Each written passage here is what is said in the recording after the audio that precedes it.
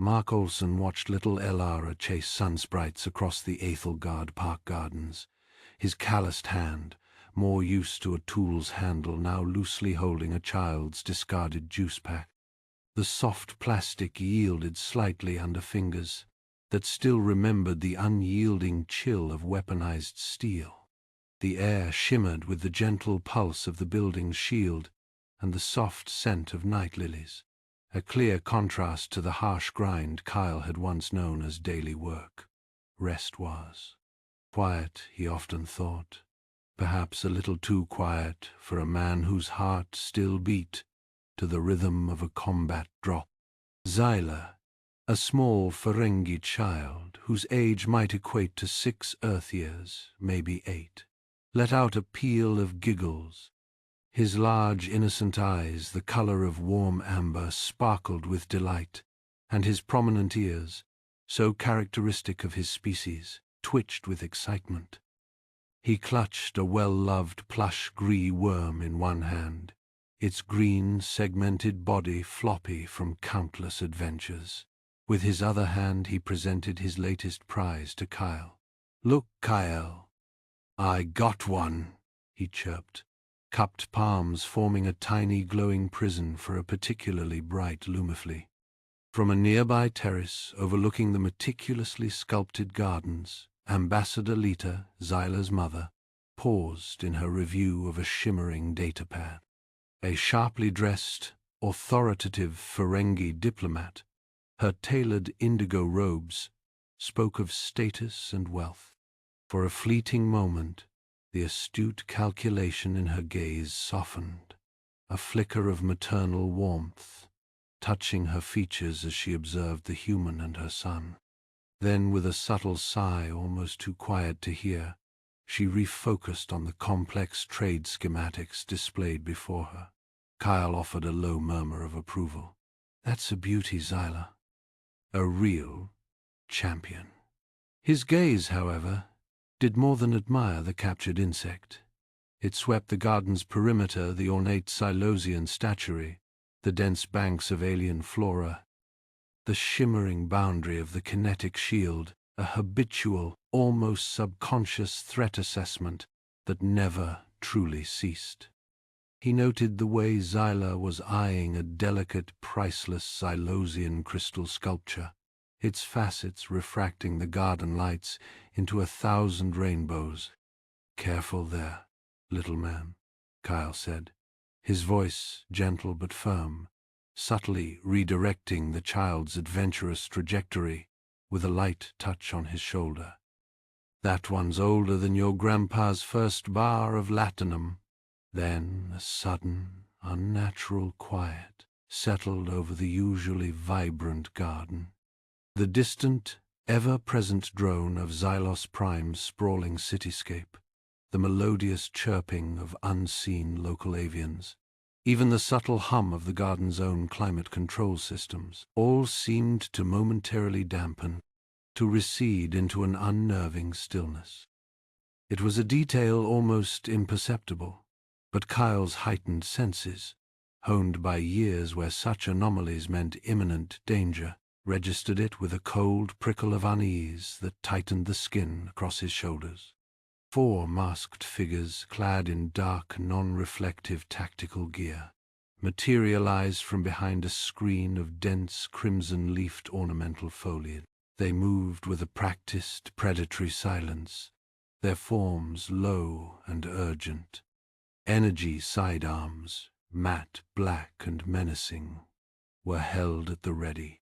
The lead operative, distinguished by a slightly more elaborate optical sensor on his helmet, made a curt, downward chopping gesture with his free hand directly towards Zyla, his team's movements clearly indicating they anticipated no significant resistance from the lone figure they perceived only as a nanny.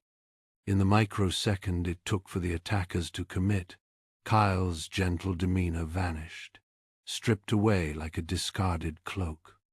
He shoved Zyla, hard, towards a pre-identified safe spot, a dense, thorny Xylosian rose thicket, whose vibrant blue blooms belied its defensive nature. "Down, Zyla," "Stay down." His voice was a rasp, utterly devoid of its earlier warmth. His body, larger and far more solid than his civilian attire suggested, instinctively interposed itself between the child and the emerging threat. The closest attacker, moving with swift intent, lunged, gloved hand outstretched to snatch Xyla. Kyle, a blur of motion that defied his apparent calm moments before, deflected the grab with an upward sweep of his forearm. His other hand shot out, seizing Xyla's discarded toy starship model, a surprisingly robust replica of a Ferengi freighter, made of heavy, molded alloy. With a sickening crunch that echoed in the sudden silence, he brought the toy down, shattering the attacker's exposed wrist. Before the man could scream, Kyle's elbow, driven by coiled power, delivered a precise, incapacitating strike to his throat, dropping him silently to the manicured lawn. The remaining 3 attackers recoiled, their advance stuttering to a shocked halt. The swift, brutal neutralization of their point man visibly cracked their professional composure. For a heartbeat, there was only the sound of their harsh, suddenly audible breathing. Then, their leader, recovering first, barked a clipped guttural command. They fanned out, weapons now trained directly on Kyle, their initial confidence evaporating into a cloud of wary, venomous aggression. The low hum of their energy weapons charging filled the air. Kyle used their brief, stunned hesitation to glance towards the rose thicket, catching a glimpse of Xyla's wide, terrified eyes peering through the thorn. "Stay hidden, little man," he murmured, his voice a low growl. Then he turned, fluidly settling into a low, balanced stance to face the advancing trio. His eyes, now the color of glacial ice, were cold and assessing, promising a fight they were utterly, fatally unprepared for. Kyle's hand tightened on the grey worm. He didn't need to be told twice. Years of training screamed at him. React, assess, eliminate. He moved with a speed that belied his size, rolling off the cot and onto the floor in a single fluid motion. With practiced ease, he disarmed and incapacitated the first attacker, a shadowy figure attempting to breach the reinforced window with a swift kick to the wrist, sending their laser cutter clattering to the floor. He snatched the weapon midair, the movement economical, almost graceful. Using the stolen laser cutter, Kyle eliminated the second attacker, who was fiddling with the door's locking mechanism, with a precise, short burst aimed at the access panel. The door hissed, metal glowing red, then sealed shut even tighter, trapping the would-be intruder outside. The third attacker, momentarily stunned by the now sealed door and the hiss of superheated metal, hesitated, glancing around wildly. Kyle intercepted them with a flying tackle, slamming the attacker against the opposite wall. A sharp nerve struck to the neck, and they slumped to the floor, unconscious. With the immediate threat neutralized, Kyle holstered the laser cutter, his gaze sweeping the room, searching for any other points of entry or hidden surveillance. Satisfied, he picked up Xyla's discarded grey worm, its plush form oddly comforting in his calloused hand. Kyle approached the bed, cautiously parting the curtains, and reassured a frightened Xyla, who was now sitting up wide-eyed. The Ferengi child clung to him tightly, burying his face in Kyle's leg. "It's okay, Xyla. Just a false start." Sirens wailed nearby, growing louder as Director Lita arrived quickly, near 2 strong embassy security aides. Her expression was a mask of shock and disbelief as she took in the scene. 3 unconscious figures sprawled on the floor, a sealed door, and Kyle standing protectively over her son. Lita dismissed the Xylosian guards with a sharp gesture, ordering them to secure the perimeter. Then she approached Kyle, her voice sharp but filled with a tremor of concern. "Mr. Jackson, what in the blazes happened here? Explain this carnage." Kyle, still kneeling to comfort Zyla, tersely explained that they were attacked. He neutralized the threat, downplaying his actions, as basic security protocol. His voice was flat, devoid of emotion. Lita, unconvinced by Kyle's understatement, pressed him for details about his training and background. Her eyes narrowed as she took in the efficiency and precision of the takedowns. Basic security protocol? That looked more like a highly trained military operation. Kyle revealed only that he was a security consultant with experience in hostile environments, deflecting further questioning about his past. He met her Chase, unblinking. "My past is classified, Ambassador." Ignoring Kyle's evasiveness, Lita barked orders into her comm device, initiating a full security lockdown of the embassy and a thorough investigation of the attackers' identities and motives. "Look into these people and their source. I need data promptly." Lita turned back to Kyle, her voice lowering slightly as she told him to take Zyla to his room inside the building. "Ensure his safety, Mr. Jackson. Constant supervision, heightened security measures. I'm counting on you." As Kyle carried a sleepy Zyla inside, Lita examined a person, noting the special gear and skill. She recognized the insignia on their armor, a stylized crimson claw, crimson claws, mercenaries. This was not a random act of violence. Lita contacted the Xylosian authorities, requesting immediate assistance in identifying the attackers and determining if they had external support or connections within the station. "I need to know who hired them and why. I suspect this goes far deeper than a simple kidnapping attempt." Inside Zyla's quarters, Kyle meticulously checked the room for any hidden surveillance devices or entry points, running a scanner along the walls and under the furniture. He reinforced the windows with energy-dampening film and secured the door with advanced biometric locking mechanisms. Kyle settled Zyla into bed with his grey worm, promising to stay close. He activated a personal shield generator, bathing the room in a faint, shimmering energy field. His vigilance was unwavering, his senses on high alert. As Kyle sat vigilantly by Zyla's bedside, his thoughts drifted back to his Marine Corps days.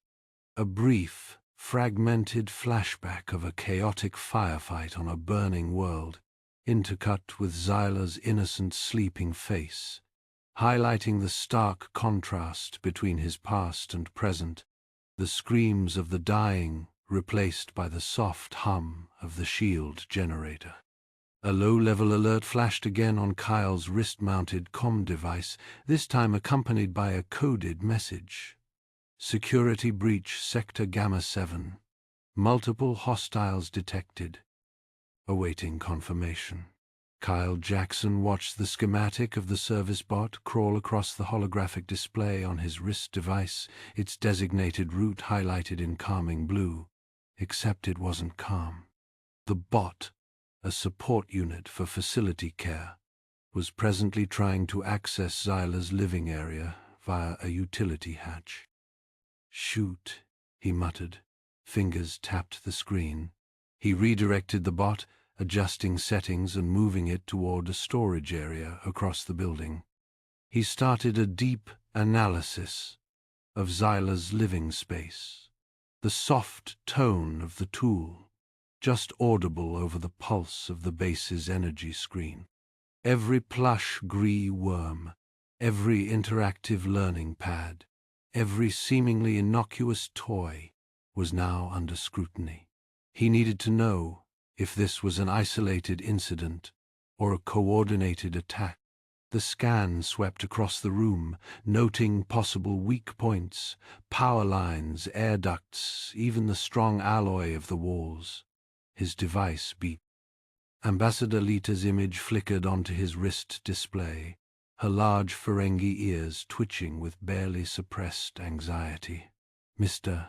Jackson, the Xylosian authorities have identified the attackers in the garden. They are members of the Crimson Claws. Kyle's mind focused. The Crimson Claws were professionals, not just some two-bit thugs, he stated. Precisely. They are highly skilled, extremely well-equipped.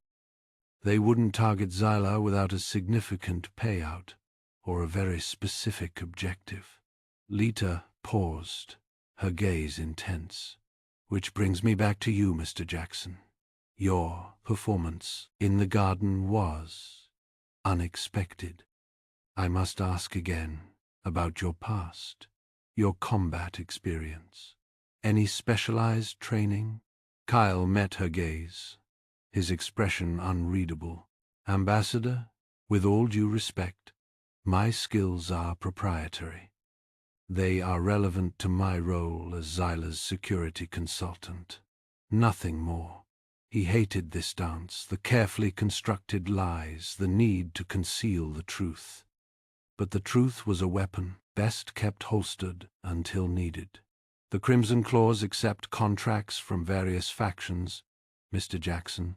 Lita continued, her voice filled with suspicion, including Ferengi rivals, criminal syndicates, anyone with enough credits and a grudge. Then I suggest you review your recent business dealings, Ambassador. Kyle countered, his voice calm but firm. Diplomatics negotiations. Identify any potential enemies, disgruntled parties. Lita nodded slowly, her eyes narrowed. A logical suggestion. Her fingers tapped against the armrest of her command chair. Then her expression shifted, a flicker of fear crossing her features. A coded message had just appeared on her private comm channel. She looked up, her voice barely a whisper. It's a threat, Mr. Jackson. Veiled but unmistakable. Harm will come to Xyla if I don't comply with certain demands. Lita's hand trembled slightly as she reached for a calming bulb. I don't understand. Who would want to hurt Xyla? Kyle stepped closer, his presence a solid wall of reassurance.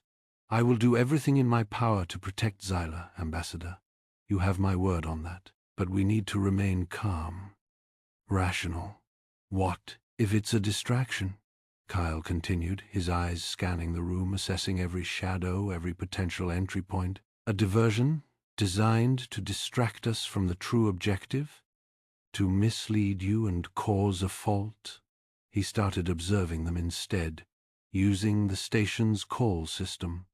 He monitored all incoming and outgoing transmissions, tracked the movements of key personnel, searched for any anomalies.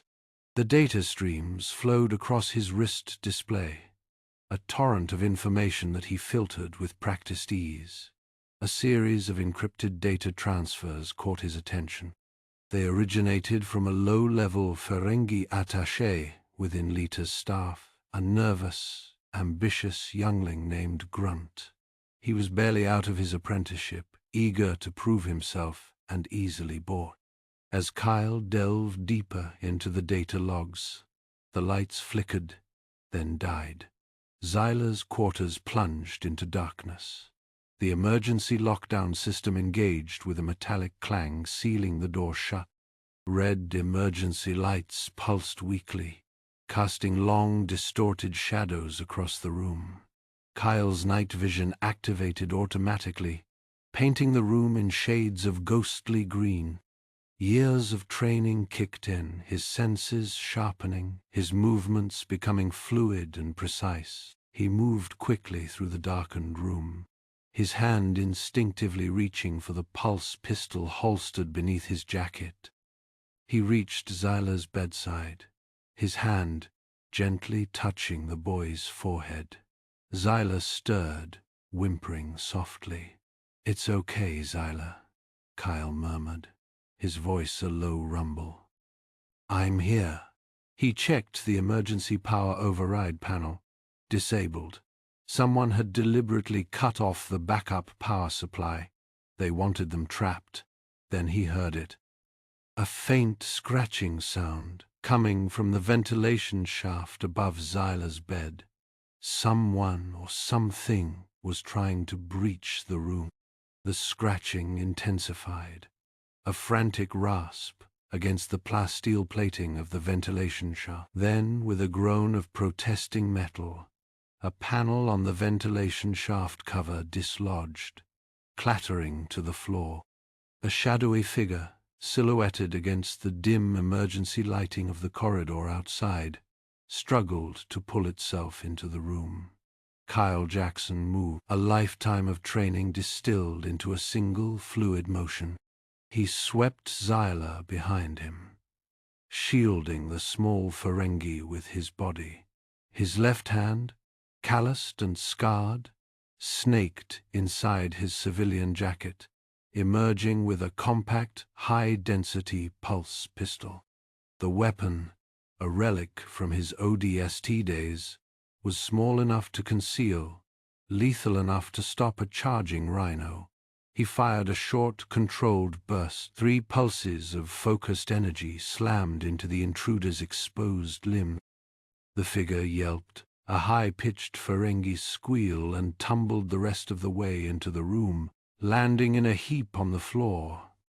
It was the alien envoy, Feck, his fine formal attire ripped and stained with dirt, his eyes filled with fear, shifted between Kyle and the weapon still hot in his hand.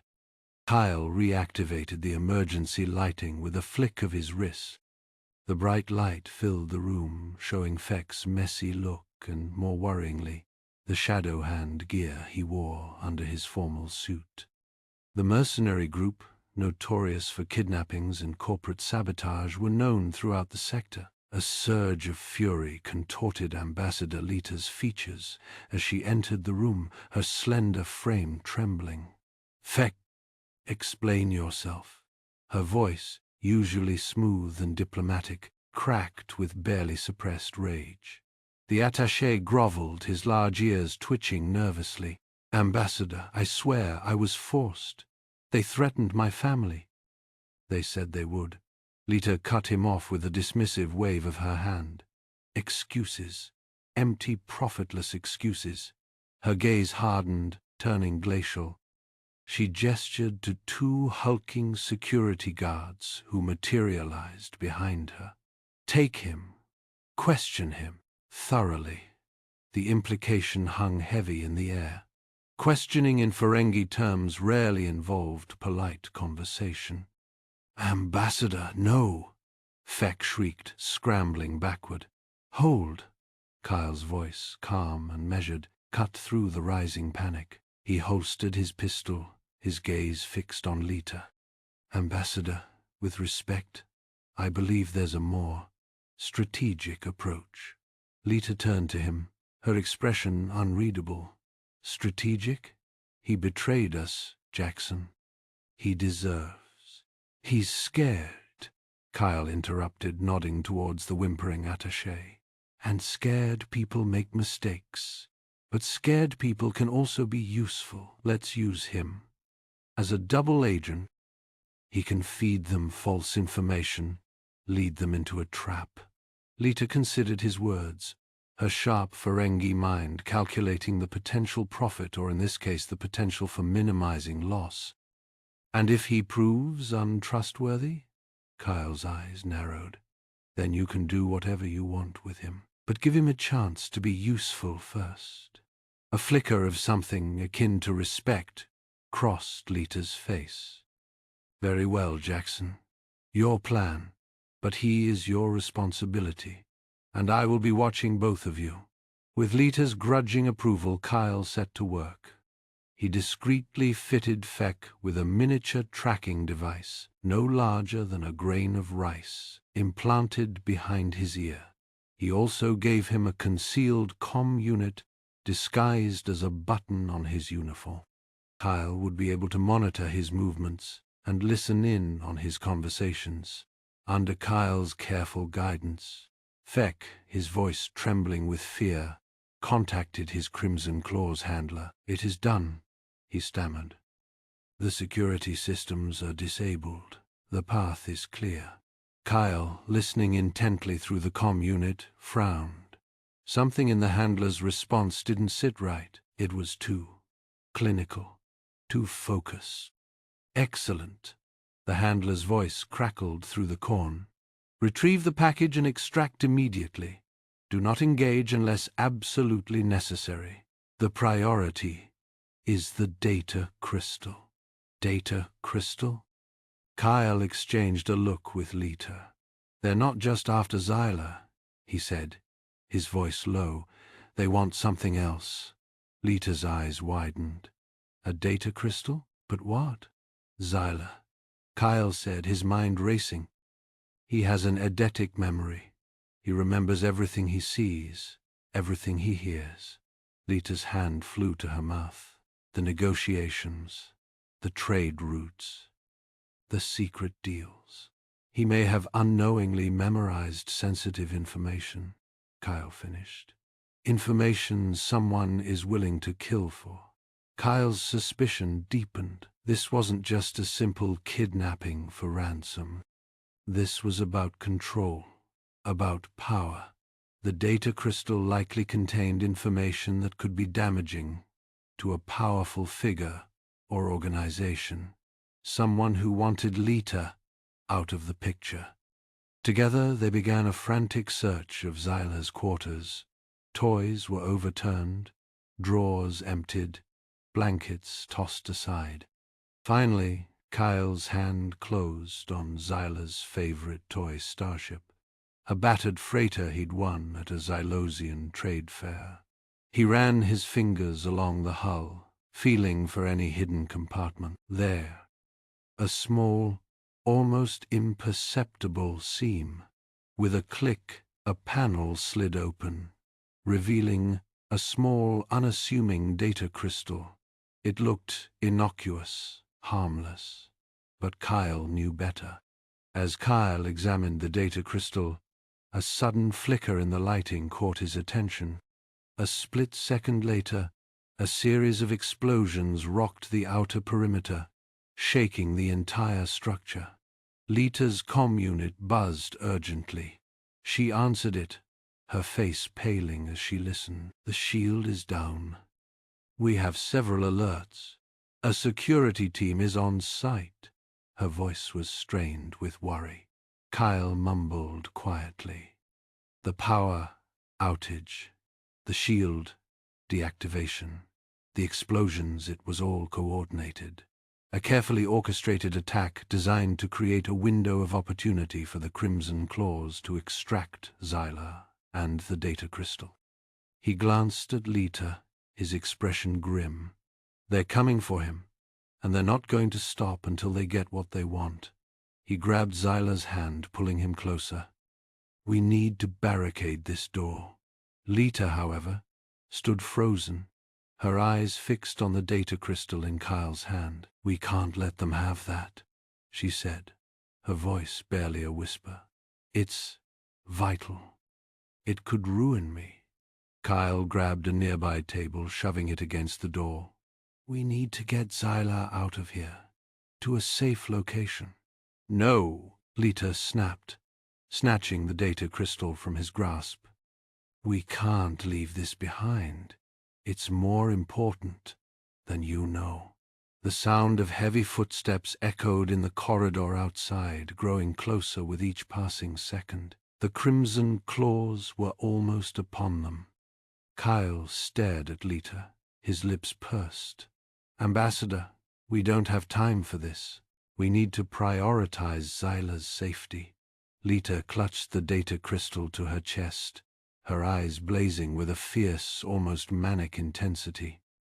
"This is about Xyla's safety. If this information gets out, we're all dead." The door shuddered as something heavy slammed against it from the other side. The wood splintered, cracks spiderwebbing across the surface. Kyle Jackson faced a choice. A choice between protecting the innocent child entrusted to his care and securing a piece of data that could save the ambassador's career and perhaps her life. A choice that would determine not only their survival, but the future of their unlikely alliance. The crimson claws were closing in. The clock was ticking. What was he going to do? Trap. His gut gelenkt. It wasn't just the crimson claws. It was something bigger, something orchestrated. He shoved the thought aside for now. Analysis later, survival first. Forget the data crystal, Kyle muttered, his voice low and urgent, barely audible above the station's cacophony. We can't risk it. Xyla comes first. Lita's brows furrowed, a flicker of protest in her eyes. But she trusted Kyle. What do we do? There's a service tunnel, Kyle said, already moving, pulling Xyla closer. Known only to staff here, accesses a restricted station area. Our sole option. Lita nodded, face strained but firm. She secured Xyla in the reinforced carrier, designed to withstand the rigors of zero-G environment. Lead the way. They moved quickly, but as they reached the relative safety of Xyla's quarters, the door buckled inward with a screech of tortured metal. The crimson claws. Go, go, go, Kyle roared, shoving Lita and Xyla towards the service tunnel access panel hidden behind a tapestry. He whirled, drawing his sidearm, a battered but reliable human-made pistol he'd kept hidden. A blaster fired. Kyle dove behind a tipped table, firing back. He grabbed a supply pack, a utility spray, and shook it hard. With a twist of the nozzle, he unleashed a stream of the corrosive fluid, followed by a quick burst from his pistol, igniting the spray in a blinding flash and a gout of greasy flame. The mercenaries recoiled, momentarily blinded. Now! Kyle yelled, grabbing Lita's arm and pulling her through the access panel. He slapped the seals shut, the magnetic locks engaging with a satisfying thunk. It wouldn't hold them for long. The service tunnel was cramped and dimly lit, the air thick with the smell of recycled coolant. They hadn't gone far when they saw some concerned office staff nearby. Please, can you help? A worker called. They're everywhere. All right, listen up, Kyle barked, his marine training kicking in. We need to move, but we need to move together. Form a perimeter. You, and you. Take the front. Keep your eyes open. Anything moves, shout. He pointed to a stocky Ferengi maintenance worker. You with me. I need your knowledge of these tunnels. The workers, spurred by Kyle's confidence, quickly organized themselves. As they moved deeper into the tunnel, Kyle felt a faint tingle in his teeth, a subtle energy signature. He glanced at Lita, who still clutched the data crystal. That crystal, he said, his voice low. It's emitting a signal, a tracking beacon. Lita's eyes widened. They knew we had it. They wanted us to have it, Kyle corrected grimly. Means they can track us anywhere. He scanned their surroundings, his gaze settling on a pile of discarded metal scraps, ventilation ducts, twisted wiring. We need to block the signal. Now, he ripped a section of the ducting free, ignoring the sharp edges that bit into his skin. He grabbed the power cell from Xyla's carrier, carefully disconnecting it. Help me with this, he instructed Lita, handing her a length of wire. We're building a Faraday cage. Working quickly, they fashioned a crude cage around the crystal, using the power cell to energize the makeshift shield. The tingling sensation vanished. That should do it, Kyle said, wiping sweat from his brow. For now. They emerged from the service tunnel into a bustling marketplace, a kaleidoscope of alien faces, exotic goods, and the pungent aromas of interstellar cuisine. But the festive mood broke with sharp energy bursts and cries of the injured. Crimson Claw's fighters met local guards, the conflict spreading into busy streets. "Stay close," Kyle ordered, guiding Lita and Zyla through the chaos. He kept his head down, his eyes constantly scanning the crowd, searching for any sign of pursuit. He noticed something odd. The mercenaries weren't just firing randomly. They seemed to be targeting specific individuals, specific locations. This wasn't just about kidnapping Zyla, it was something more. He led them towards a predetermined rendezvous point, a neutral trading post, known for its discreet services, a place where credits could buy anything, including safe passage. The sign above the door read, "Jax's Emporium. Information, transportation, discretion guaranteed." Inside, the air was thick with the smell of spice and desperation. Kyle approached a grizzled information broker hunched over a datapad, his face etched with cynicism. "Jax," Kyle said, his voice low. "I need safe passage off this station, and I need information." Jax looked up, his eyes like those of a cornered grey worm, assessing Kyle with practiced suspicion. "That depends," he rasped. "What's it worth to you?" Kyle placed a data chip on the counter, loaded with a substantial sum of credits. "Enough," Kyle said, "and it's about protecting the kid." Jax's eyes flickered to Zyla, then back to Kyle. He sighed, his shoulders slumping. "All right, old man. What do you want to know?" "Groknar," Kyle said. "What's his involvement?" Jax tapped a few keys on his datapad.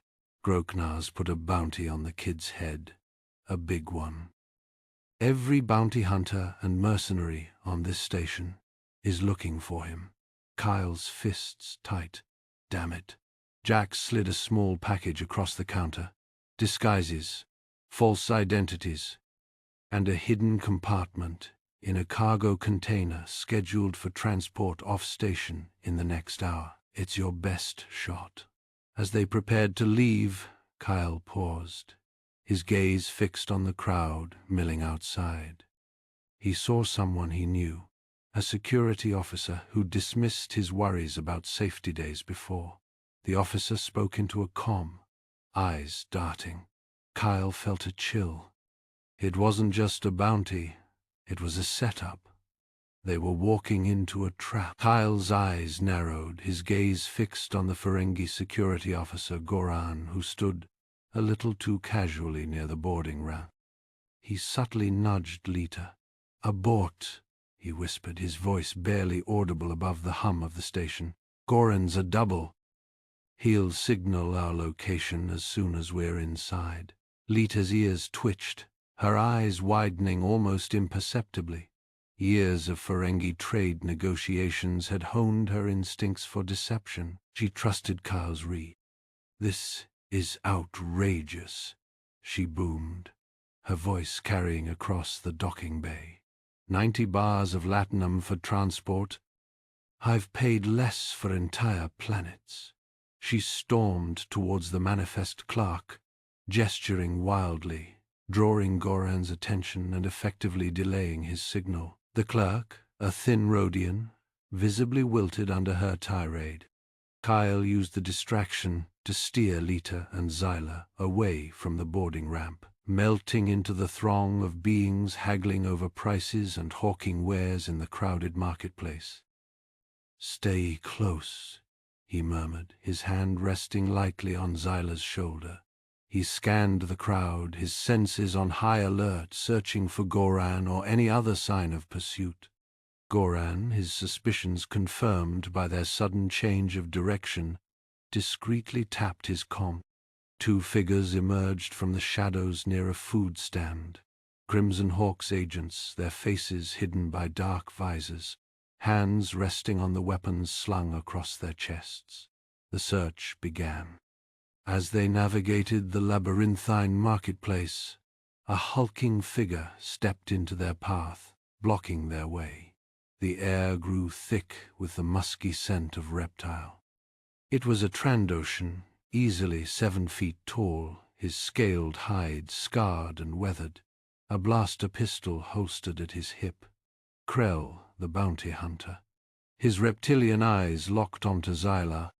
"Well, well," he growled, his voice a low rumble. "What have we here? The ambassador's whelp. The bounty is mine." Krell lunged, his massive hand reaching for Xyla. Kyle reacted instantly, shoving Lita and Xyla behind him. "Not today," he snarled, meeting Krell's charge head-on. The marketplace exploded in a flurry of motion as Kyle and Krell clashed. Krell's Rhodian partner, a wiry figure with twitching antennae, raised his own blaster. Lita, with surprising speed, drew a small stunner from her sleeve and fired, the blue bolt hitting the Rhodian square in the chest. He crumpled to the ground, twitching. Kyle, though skilled, was outmatched in terms of raw strength and size. Krell's blows were like hammer strikes, forcing Kyle to rely on agility and evasion. He felt a rib crack under one particularly brutal blow. Krell roared in triumph, raising his fist for the final strike. Lita, seeing Kyle falter, acted without hesitation. She drew a sleek disruptor pistol from a hidden compartment in her robes, a weapon far more potent than a mere stunner, and fired a precise shot into Krell's knee joint. The Trandoshan bellowed in pain, collapsing to the ground, clutching his leg. "Move!" Kyle barked, grabbing Xyla's hand. The commotion had attracted attention. Local security officers, their faces a mix of confusion and alarm, were converging on the scene, along with more Crimson Claw's mercenaries, drawn by the sound of the fight. They were running out of time, running out of options. Kyle scanned their surroundings, his eyes landing on a small automated cargo transport idling near a loading bay. "That's our ticket," he said, pointing. "Hold on tight." He sprinted towards the transport, leaping onto the control panel and ripping open the access port. Sparks flew as he bypassed the security protocols, rerouting the transport to a less patrolled docking bay on the far side of the station. "Destination, Docking Bay Gamma 7, he announced, slamming the override switch. "Hopefully we can find a way off this station there." The transport lurched into motion, accelerating rapidly through the station's underbelly, a maze of dimly lit corridors and humming machinery. Inside, the container was filled with crates labeled with Xylosian glyphs.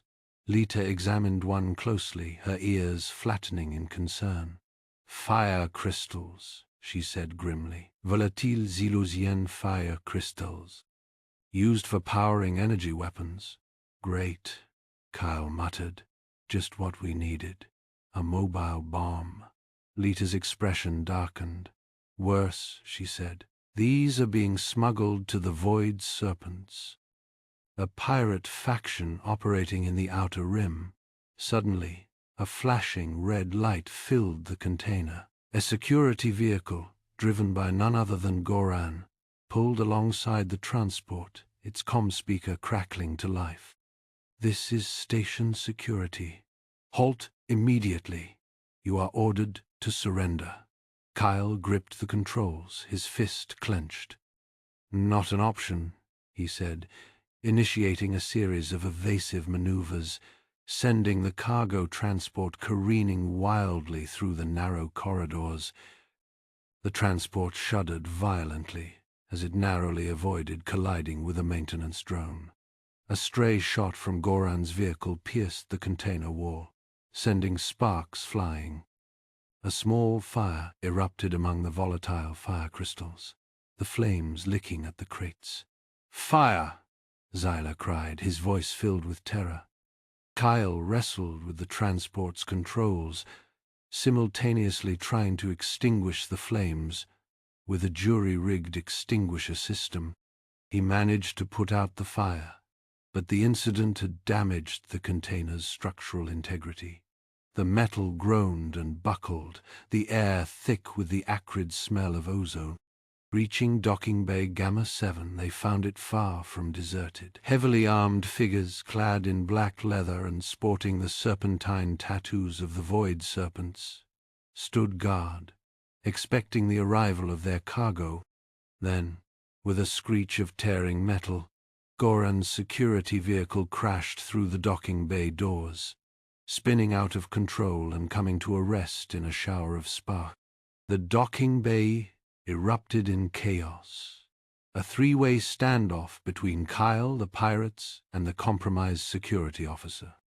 Kyle, Lita, and Zyla were trapped inside the damaged container, surrounded by volatile fire crystals, with pirates and a double agent closing in. Kyle assessed the immediate threats. 4 pirates, all holding blasters, the quick Goran, and the bright, strong power stones near them.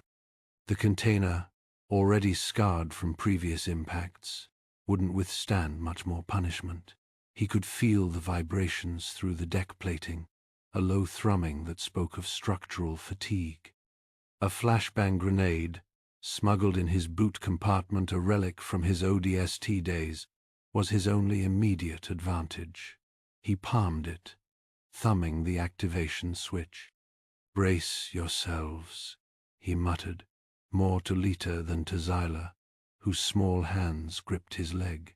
The grenade detonated with a blinding white flash and a deafening crack. Pirates screamed, momentarily disoriented.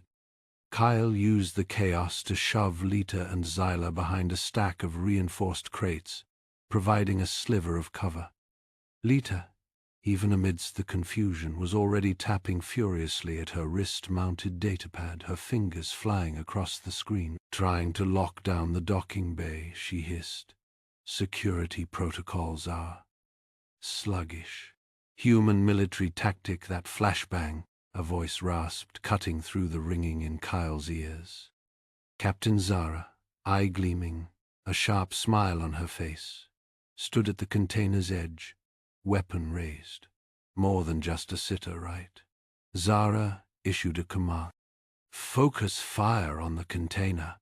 Breach it, now." Plasma bolts sizzled through the air, impacting the already weakened container walls. Kyle returned fire with his pulse pistol, the shots carefully aimed to suppress the pirates without causing further damage to their volatile cargo. He guided Lita and Zyla deeper into the container, towards a section where the fire crystals were less densely packed. Goran, clutching his head and groaning, stumbled towards Zara. "Captain, I can help you. I'll betray her.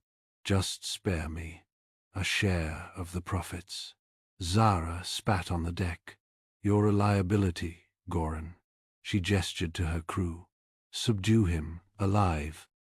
I think the ambassador and her cub are worth more breathing than dead." Her cybernetic eye glinted. "Someone's willing to pay a premium for live Ferengi." A stray shot slammed into a cluster of fire crystals. The crystals flared, emitting a wave of heat that washed over Kyle. A chain reaction began, the crystals sparking and crackling like a runaway bonfire. The container groaned. Kyle knew with a certainty honed by years of combat experience that they were out of time. The container was about to rupture, and the resulting explosion would vaporize everything within a 50-meter radius. He had to buy them some time, create an opportunity. "Lita," he said, his voice calm despite the adrenaline surging through his veins. "Time for a Ferengi solution." He glanced at Zara, gauging her greed. "We're going to make them an offer they can't refuse." Lita, understanding immediately, feigned desperation. "Captain Zara, please. We have information, a hidden cache of Ferengi gold, enough to make you rich beyond your wildest dreams." On a planet in the Atria system. Just let us go, and we'll tell you everything." Zara paused. Her cybernetic eye narrowed in suspicion, but the lure of gold was too strong to ignore. "Stand down," she barked at her crew. "Let them out, but keep them covered. One wrong move." Kyle, shielding Xyla with his body, led the way out of the container, Lita close behind. As they were escorted through the docking bay, Kyle's eyes scanned their surroundings, searching for an opportunity. He spotted it, a small, unattended maintenance vehicle, parked near an emergency exit. He subtly flicked his gaze towards the vehicle, then back to Lita, a barely perceptible nod conveying his plan. Lita, ever the quick thinker, understood. As they passed a stack of crates, she intentionally stumbled, knocking the crates over with a loud crash. Pirates yelled, momentarily distracted by the falling cargo. Kyle used the chaos to his advantage. He engaged the nearest guard, struck his neck in a swift motion, and claimed his pulse rifle.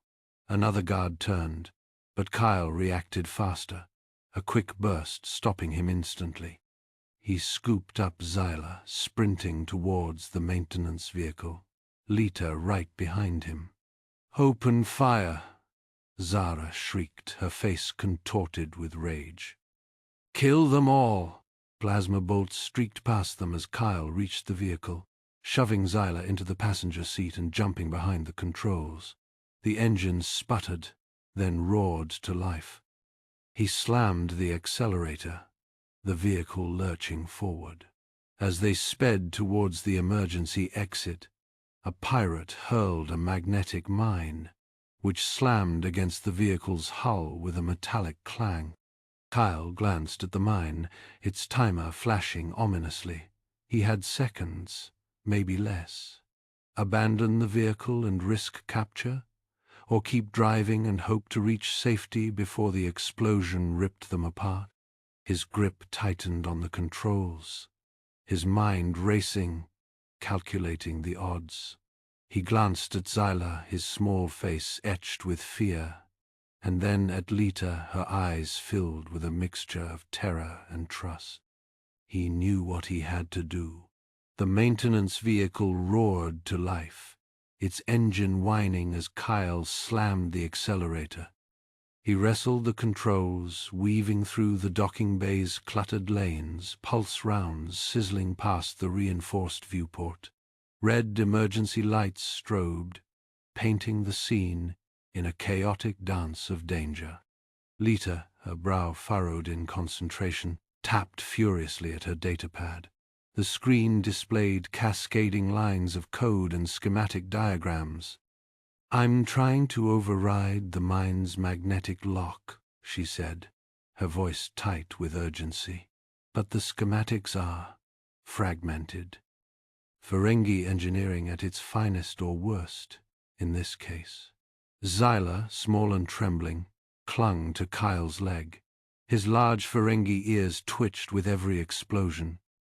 "Boom, boom," he whimpered, his voice barely audible above the vehicle's straining engine and the din of battle. "The vehicle has a boom, boom, Kyle." Kyle's eyes darted around the chaotic docking bay. To his left, a narrow service tunnel offered a sliver of hope, a tight squeeze, perhaps, but a potential escape route from the open kill zone. "Hold on," he barked, wrenching the vehicle towards the tunnel entrance. Lita's fingers flew across the datapad. "Damn it! The mine is remotely detonated and heavily shielded. I can't disarm it without specialized equipment. Equipment we don't have." Her voice was imbued with frustration and growing fear. Without hesitation, Kyle steered the maintenance vehicle towards the service tunnel. It was a gamble, a desperate roll of the dice, but staying in the docking bay meant certain death. He braced himself for impact. The vehicle shuddered violently as it squeezed into the narrow tunnel.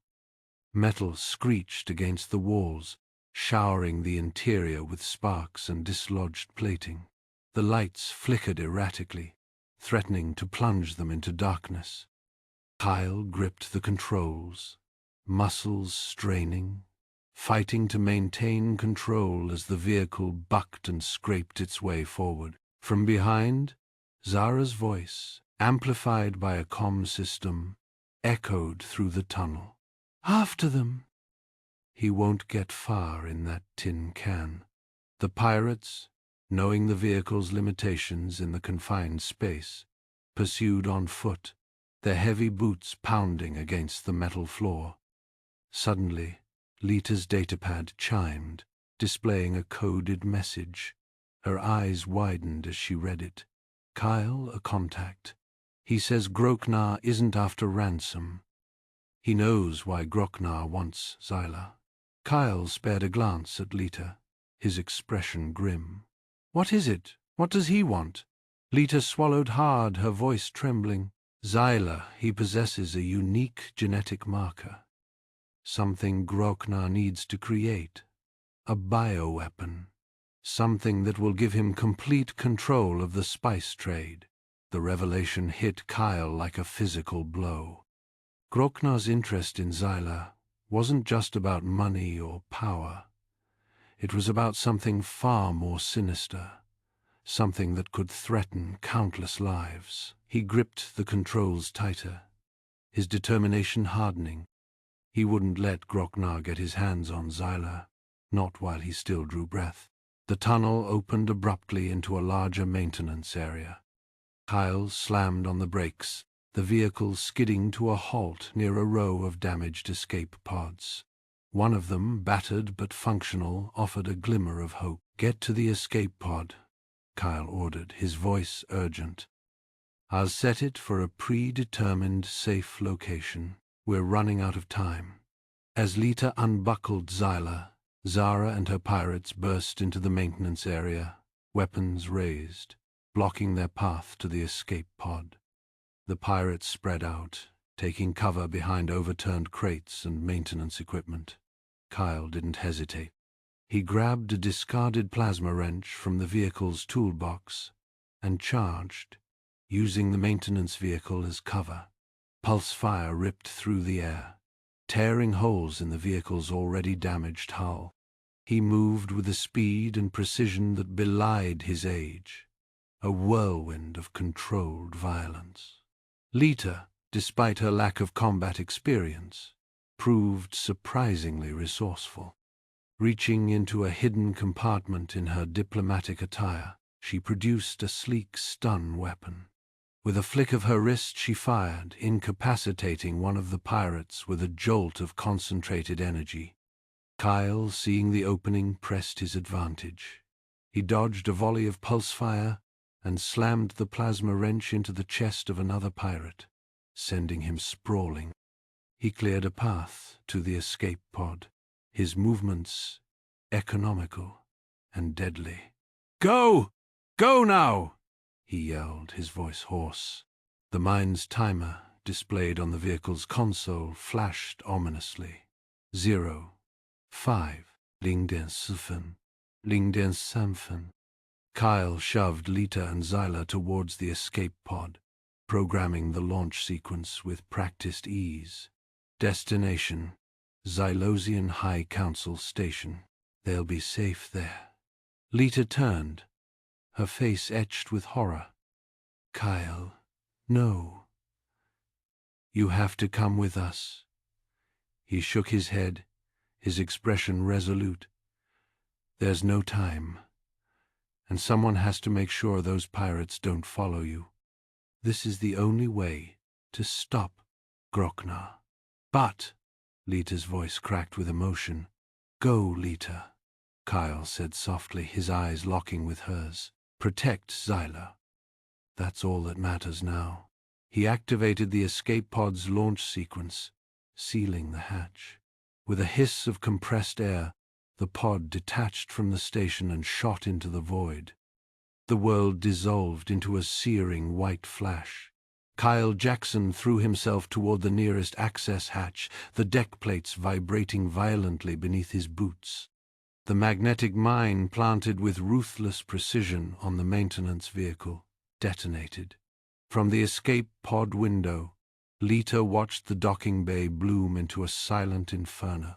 Her breath hitched, a strangled sob escaping her lips. She pulled Zyla closer, the small Ferengi trembling in her arms.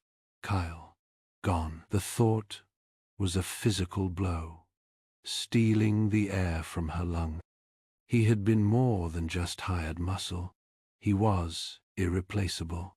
"It's okay, Mother," Zyla whimpered, sensing her distress. Lita squeezed him tighter, her vision blurring with tears. "It's all right, little one.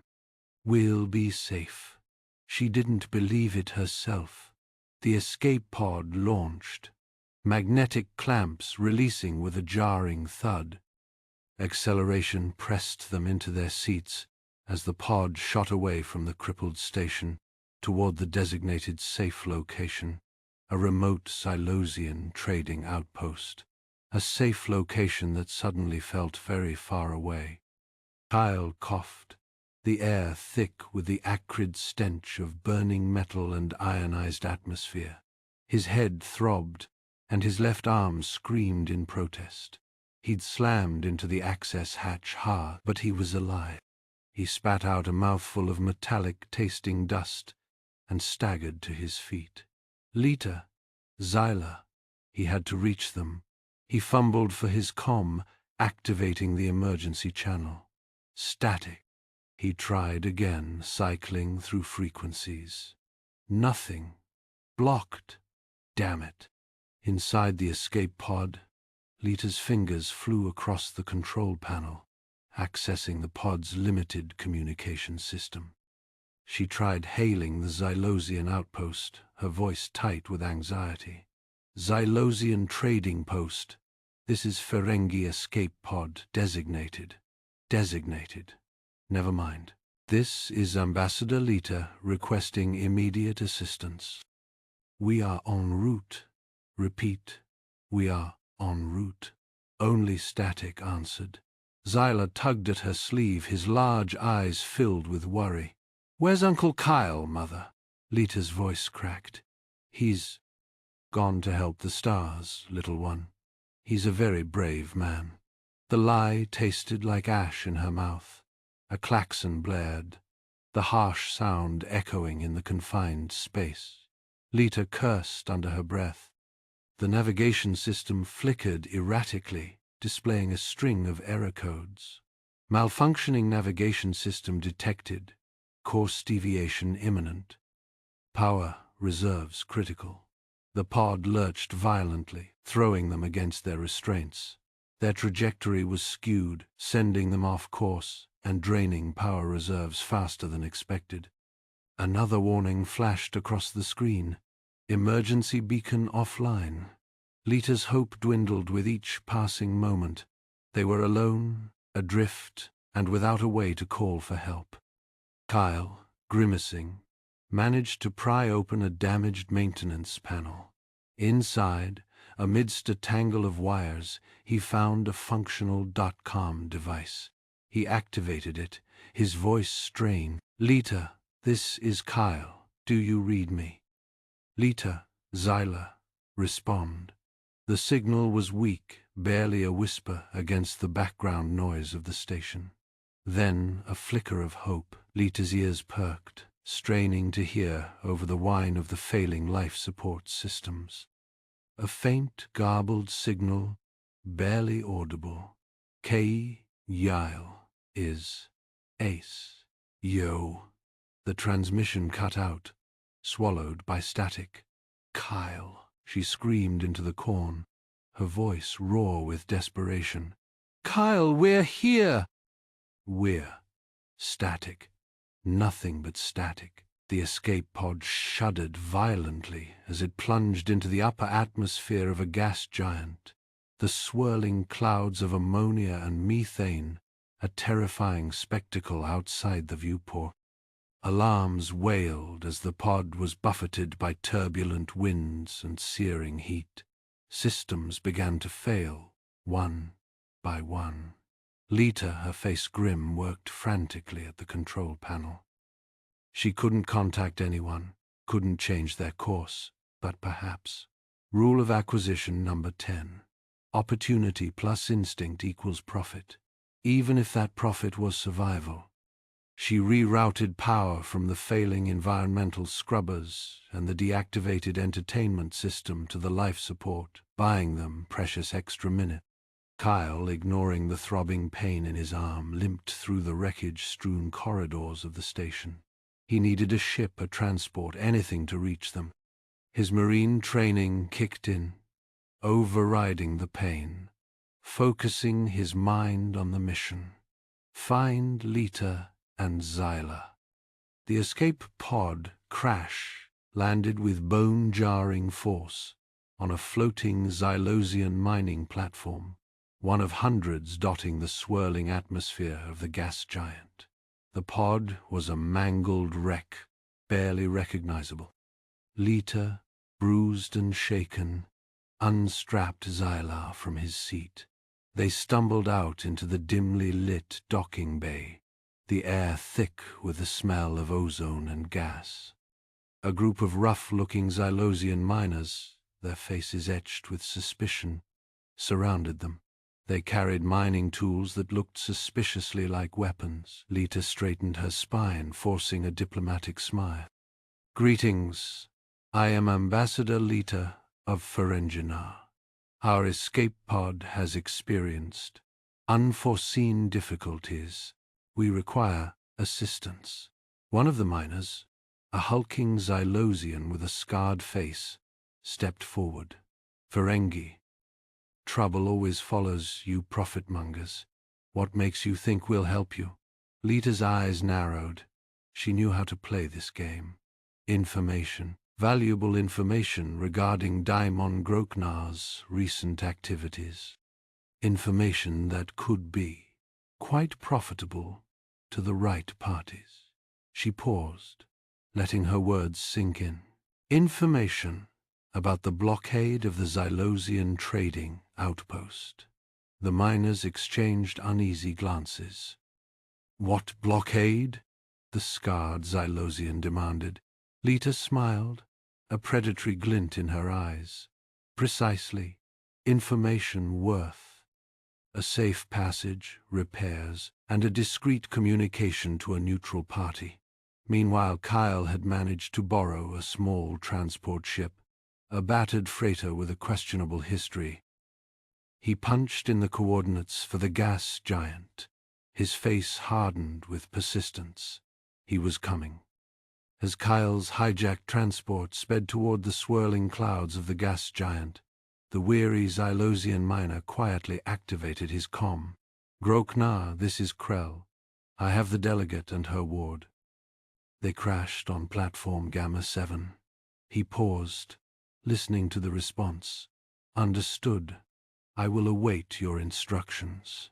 The Xylosian miners shoved Lita and Xyla into a cramped, dilapidated living quarters.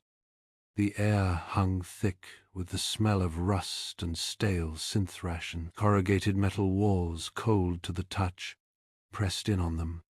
The single overhead light flickering erratically, casting long dancing shadows. Lita, ever pragmatic, tried using it now. "System reached the Xylosian office," she said, voice a bit shaky. The device remained stubbornly silent. She tried several frequencies. Each attempt met with the same dead response. "They've disabled the platform's external communications array," she muttered, her large ears drooping slightly. Xyla, clutching his gree-worm plushie, tugged at her sleeve. "Mama," he whimpered, his large, innocent eyes wide with fear. "Is Kyle coming? He promised he'd always protect us."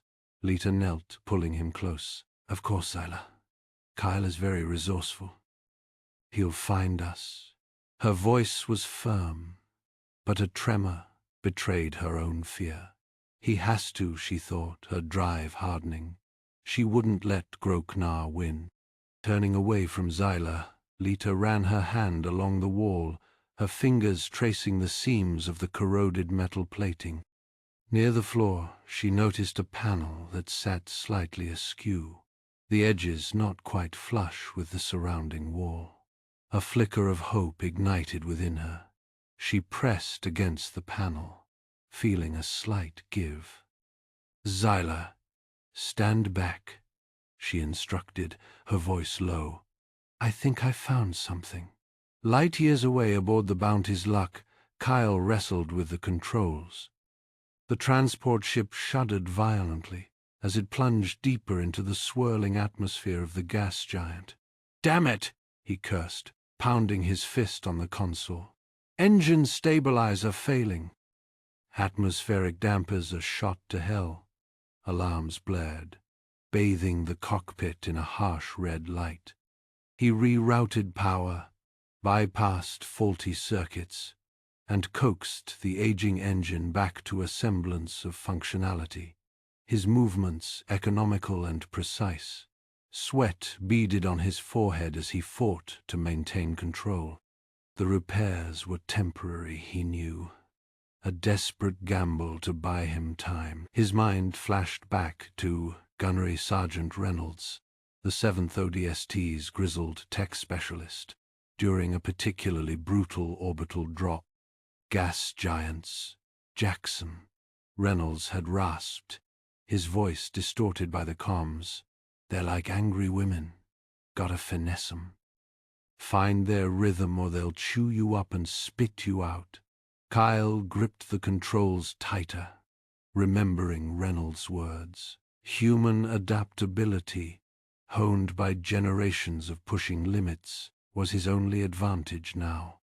He recalibrated the ship's sensors, filtering out the atmospheric interference. A faint energy signature flickered on the screen, barely registering amidst the chaotic background noise. "Gotcha," he muttered, a grim satisfaction in his voice. "Mining platform. Liters there." But the energy signature was weak, fluctuating erratically. And something's draining a hell of a lot of power. Back on the mining platform, the scrape of metal against metal echoed through the narrow corridors. Zorgan's second, a thin-faced alien with a knowing smile, walked onto the platform, near a troop of well-armed soldiers. Their energy rifles shone brightly under the dim lights. He addressed the Xylosian miners, his voice dripping with condescension. "Groknar has been most generous in his compensation for your services. He wishes to remind you that the Ferengi whelp is to be kept alive. The female, however," he paused, his grin widening. "Her continued existence is of no consequence. In fact, her unfortunate demise would be most profitable." A murmur rippled through the miners, a mixture of greed and unease. Behind the loose panel, Lita worked feverishly, her nimble fingers prying at the edges. With a final click, the panel popped free, revealing a narrow, dimly lit maintenance tunnel. A wave of stale, recycled air washed over her. She pressed her ear against the tunnel wall, straining to hear. The lieutenant's words, carried by the platform's ventilation, drifted through the passage. "No consequence. Unfortunate end." Lita felt a chill. This was more serious than she'd imagined. Groknar wasn't just after her assets. He wanted her dead. Suddenly, a deafening roar shook the platform. Kyle's transport, its engines screaming in protest, was intercepted by a Groknar patrol ship. Energy bolts ripped through the void, tearing chunks of metal from the Bounty's Luck. Kyle, his face grim, weaved and dodged, piloting the crippled transport with a skill born of years of combat experience. He circled the patrol ship, unleashing a stream of energy blasts, making the enemy halt their assault. But the Bounty's Luck was losing air, its hull marked with impact. With a bone-jarring crash, the transport slammed into the surface of the gas giant, tearing through the outer layers of the atmosphere. before finally coming to rest in a mangled heap. Kyle ejected in an escape pod just moments before the transport exploded in a ball of fire. In the maintenance tunnels, Lita and Zyla crawled through the darkness, their hands scraping against the rough metal. They rounded a corner and nearly collided with a group of Xylosian miners, their faces etched with worry. One of the miners, a burly Xylosian with calloused hands, stepped forward. "Ambassador Lita," he said, his voice low and urgent. "We overheard Groknar's lieutenant. He intends to eliminate you. And he's not just interested in your assets." "What do you mean?" Lita asked, her voice barely a whisper. "Groknar believes your son possesses a unique genetic trait," the miner explained. "Something that could be exploited for immense profit. He wants Zyla alive, for now." Above them, amidst the wreckage of his transport, Kyle Jackson, bleeding from a gash on his forehead, emerged from the escape pod. He surveyed the scene, his eyes narrowed, his eyes hardened. The mining platform loomed in the distance, a beacon in the swirling chaos of the gas giant. He began to trudge toward it, his perseverance unwavering. Back on the platform, Groknar's lieutenant barked orders into his communicator. "Seal off all sections! Initiate a full-scale search! Find the ambassador and the whelp! Leave no tunnel unchecked." The noose was tightening. Deep within the maintenance tunnels, Lita and Zyla, guided by the sympathetic miners, reached a small, hidden escape shuttle. The miners worked frantically, preparing the shuttle for launch. Lita strapped Zyla into a seat, her heart pounding in her chest. Just as the launch sequence initiated, the tunnel entrance exploded inward, showering them with sparks and debris. Groknar's forces were closing in. Lita launched the escape shuttle, the Ferengi-engineered engines whining as they fought against the mining platform's artificial gravity. Zyla whimpered beside her, clutching his grey worm. The acceleration pressed them into their seats, the station lights blurring outside the viewport. Then a jolt, a screech of metal on metal, and a guttural alarm blared through the cabin. Red lights strobed, painting Zyla's small face in alternating hues of terror and crimson. Lockdown initiated. The shuttle's computer announced in a flat monotone, "All exits sealed."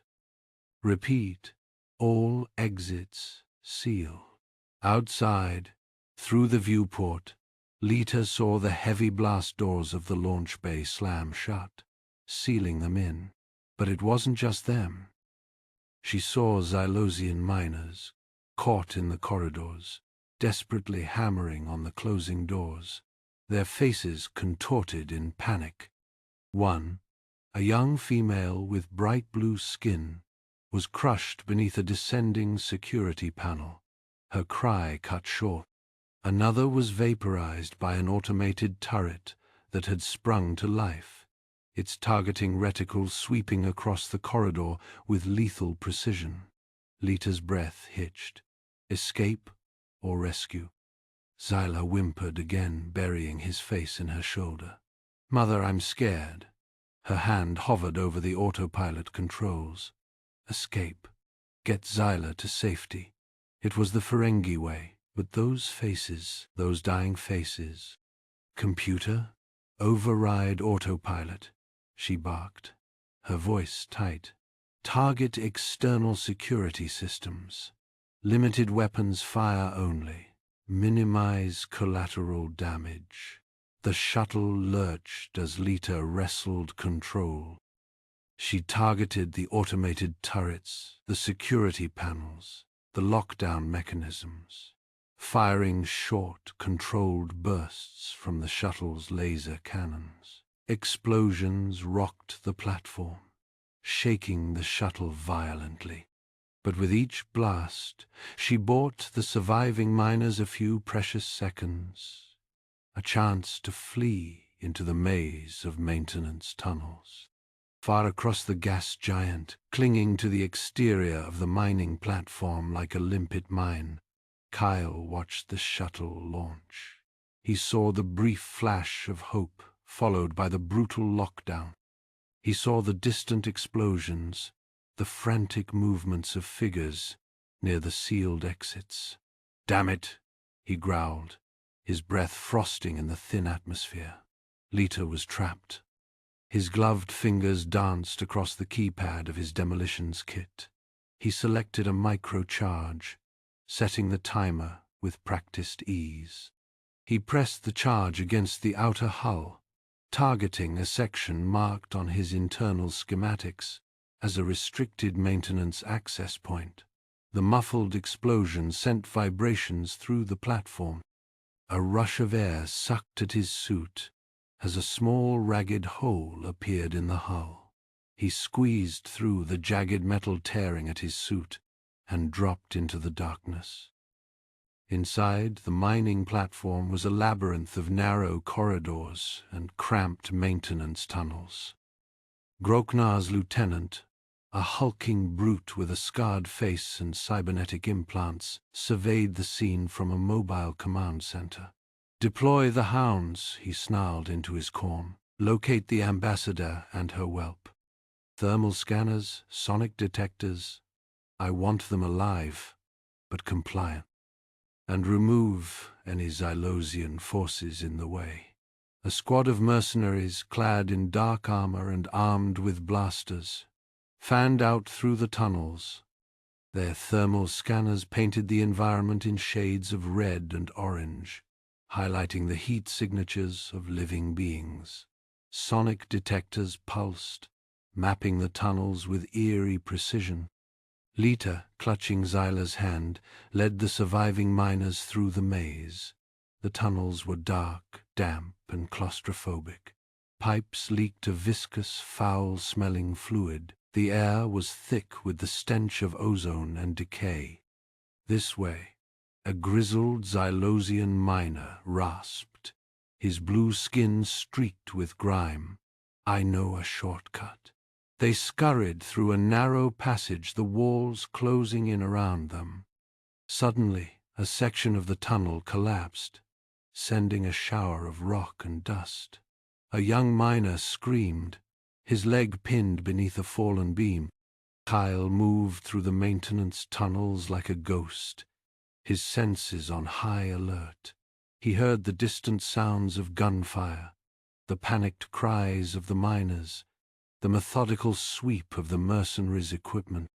He rounded a corner and nearly collided with a lone Xylosian, huddled in the shadows, his eyes wide with terror. "Please," the Xylosian stammered, his voice barely a whisper. "Don't hurt me. I'm just a maintenance worker."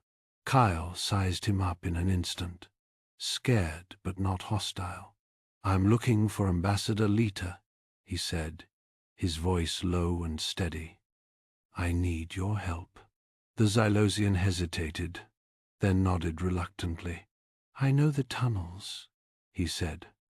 "But if I help you, you have to promise to get me off this platform."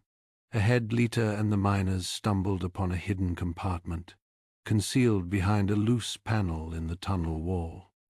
Inside, they found a cache of outdated mining tools, a few emergency rations, and a damaged plasma cutter. "It's ancient," the grizzled miner said, examining the plasma cutter with a critical eye. "But it might still work." Xyla, his eyes scanning the tunnel walls, suddenly stopped. He pointed to a symbol etched into the rock, a swirling pattern of lines and circles. "Mother," he said, his voice hushed. "I've seen this before. It's the mark of the Skyseers." "Skyseers?" Lita frowned. "Who are they?" "An ancient Xylosian sect," the grizzled miner explained. "They believed this gas giant was alive, that it possessed a hidden energy. They said they could tap into it." Across the platform, Groknar watched the hunt unfold on his command screen. He leaned forward, his eyes gleaming with interest. "The child has a genetic marker," he said to his assistant, his voice a low murmur, "linked to his distant ancestor. It allows him to manipulate the gas giant's energy fields. That's why he's so valuable." "Find him." Kyle, using the maintenance worker's knowledge of the platform's systems, accessed a junction box and began rerouting power. He worked quickly, his fingers flying across the controls. "What are you doing?" the maintenance worker asked, his voice filled with apprehension. "Creating a blind spot," Kyle replied, his eyes focused on the task. "Disabling the security cameras in Sector 4. Gives the ambassador a little breathing room." Lita, with the help of the miners, jury-rigged the plasma cutter using spare parts and scavenged wiring. The device sputtered and sparked, emitting a high-pitched whine. "It's not much," the tired miner said, "but it might be enough to disrupt their heat sensors." She activated the tool, holding it before them like a shield. A flickering, unstable field of energy crackled around them, distorting the heat signatures of their bodies. The Xylosian miners led Lita and Xylar deeper into the tunnels, towards a section marked on their internal maps as an abandoned research lab. "The Sky Seers used to study the gas giant's energy fields there," the grizzled miner said. "Maybe we can find something to help us." Meanwhile, Kyle reached the platform's central control room. 2 mercenaries stood guard, their pulse rifles raised. "Hold it right there," one of them barked. Kyle didn't hesitate. He moved quickly, halting one guard, then using the rifle to keep the other back. The clash was brief, quick, over fast. As he worked on the control panel, a plasma blast seared across his arm, sending a jolt of pain through his body. He gritted his teeth, ignoring the searing agony, and smacked his head down on the override switch.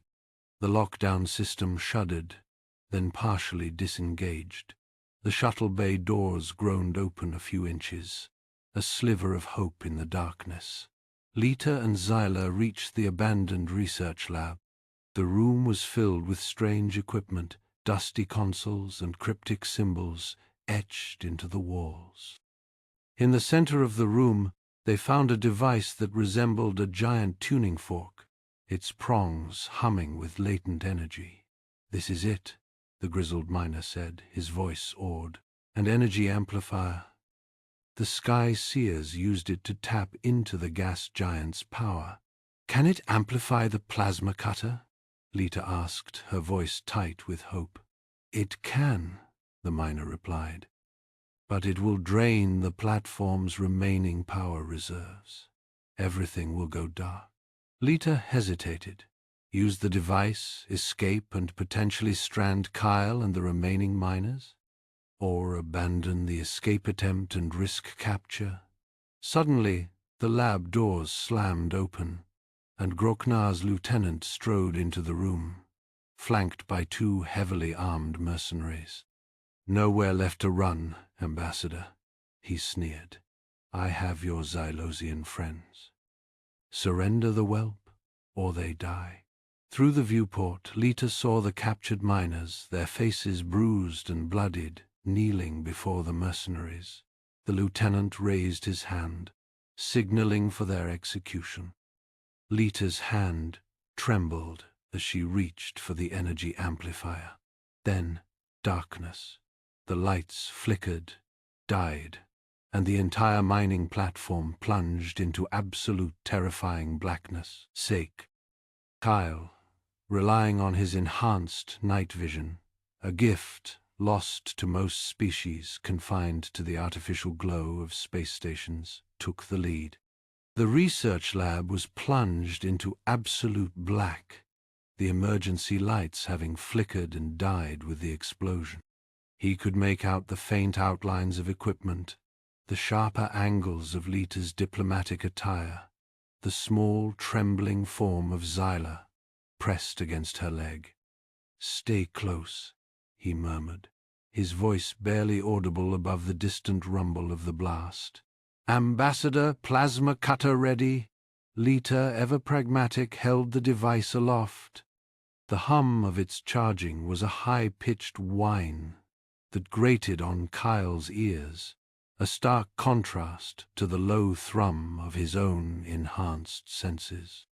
She activated it sparingly, creating brief flashes of light, a searing white that illuminated the twisted wreckage of the lab for a heartbeat, then plunged them back into darkness.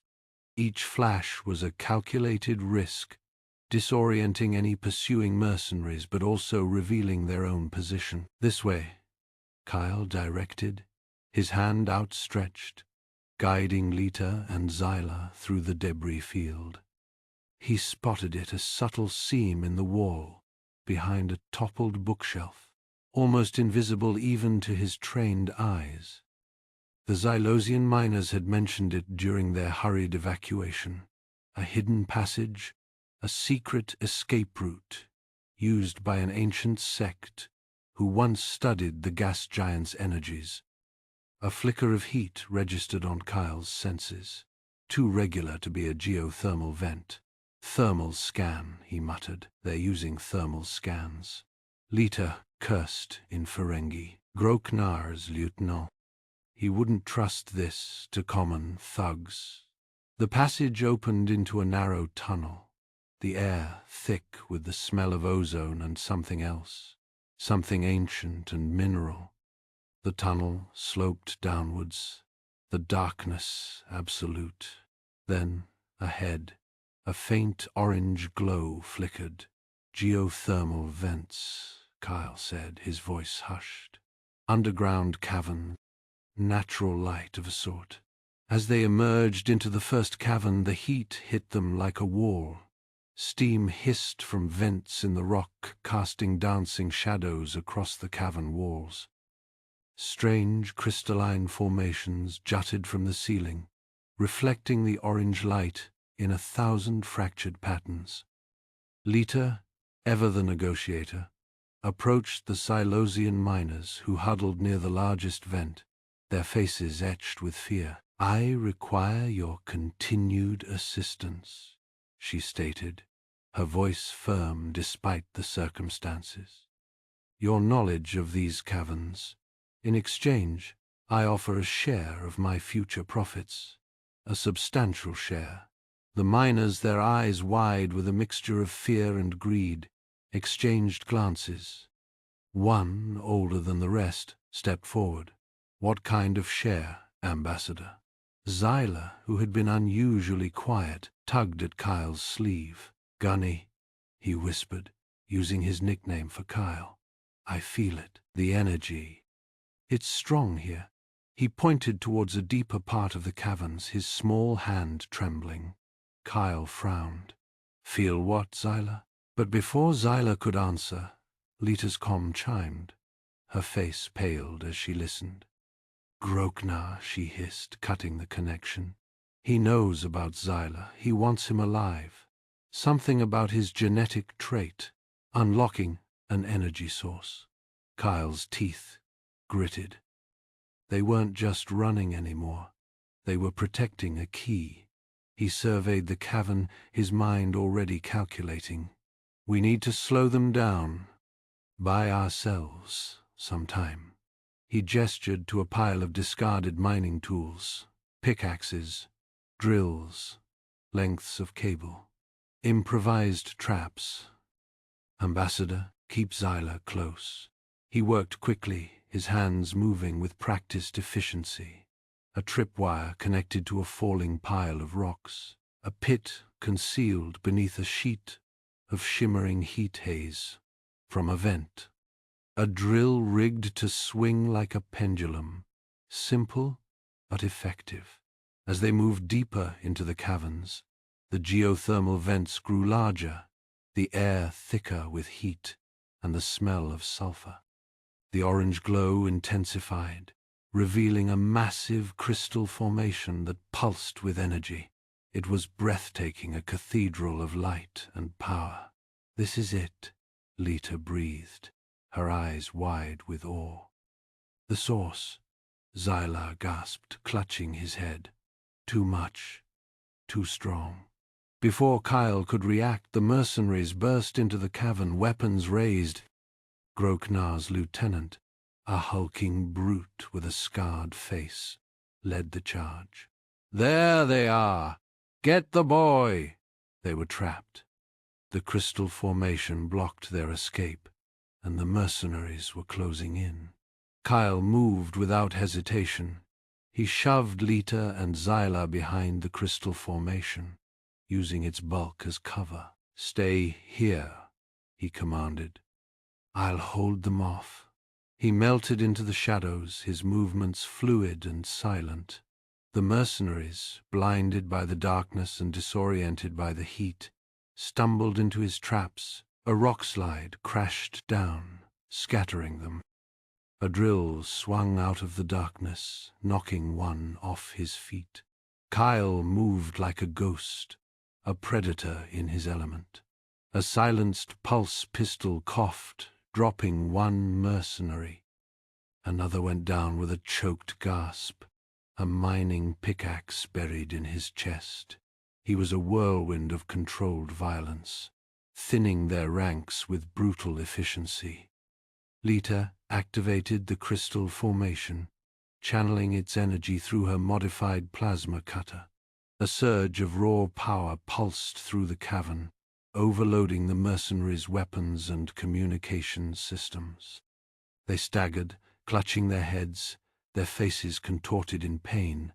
Xylar cried out, collapsing to the ground. A faint glow emanated from his body, a soft, ethereal light that pulsed in time with the crystal formation. Groknar's lieutenant, however, seemed unaffected. He wore a personal shielding device, a bulky contraption strapped to his chest. He grinned, his teeth bared. "Impressive," he sneered. But not enough. He moved fast, grabbing Xylar by the arm. "The boy is coming with me," Kyle shouted, a raw sound that filled the cavern. He rushed at the officer, forcing him to the ground. The two figures strained amidst the bright fragments, a fierce fight for Xylar's survival. "Groknar seeks to harness the planet's power," the officer gasped, his face tight with exertion. "Make it a device. Your small device is the key." Kyle pushed the officer's head to the smooth floor, stunning him. He took his weapon, putting the energy pistol aside, but the officer fought hard, driven by urgency and gain. He lashed out with a kick, sending Kyle sprawling. Kyle scrambled to his feet, his breath ragged. He could kill the lieutenant now, end the threat immediately. But he needed information, Groknar's plans, the location of his base. Before he could make a decision, a glint of metal flashed in the dim light. Lita, her face a mask of cold commitment, stepped forward. A small, sharp object near her thumb left her wrist. With a quick, firm motion, she hit the leader's throat.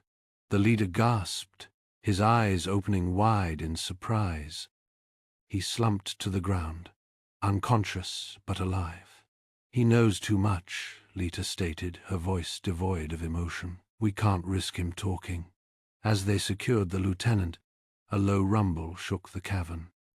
The crystal formation began to destabilize, emitting increasingly powerful energy surges. Cracks spiderwebbed across the ceiling. "We have to get out of here!" Kyle shouted, grabbing Xylar. "The caverns are collapsing? Get to the other side of the crystal formation now," Kyle barked, his voice cutting through the din of groaning rock and cascading debris. He grabbed Lita's arm, pulling her none too gently towards the Xylosian miners, who were already scrambling for cover, their faces etched with primal fear. The air tasted of ozone and pulverized stone, stinging Kyle's nostrils. Lita, ever pragmatic, scanned the cavern, her multifaceted eyes darting across the fractured landscape. "There!" she shouted, pointing to a narrow fissure in the cavern wall, partially obscured by a collapsed support beam. That passage, it aligns with the geological surveys. It may lead to the surface mines. The Xylosian miners, spurred by Lita's promise of a bonus, a percentage of future profits from the reopened mine, and Kyle's silent, watchful presence, began wrestling the support beam aside, their thin arms straining against the weight. "Reinforce it as you go," Kyle yelled. "Use whatever you can find."